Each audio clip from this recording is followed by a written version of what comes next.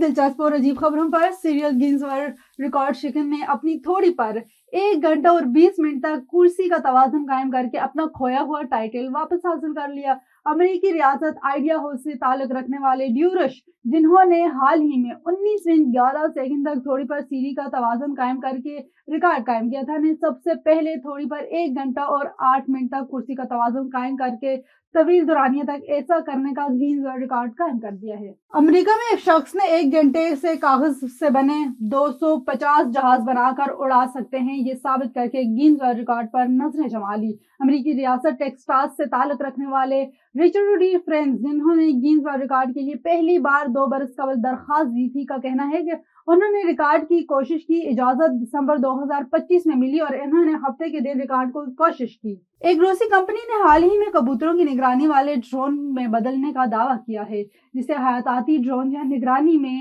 Bio drone کہا جا سکتا ہے۔ تفصیلات کے مطابق روسی نیورو ٹیکنالوجی کمپنی نیری گروپ دعویٰ کرتی ہے کہ اس نے کبوتروں پر دماغی امپلانٹس نصب کیے ہیں، جن کے ذریعے ان کی پرواز کے راستوں کو دور سے کنٹرول کیا جا سکتا ہے۔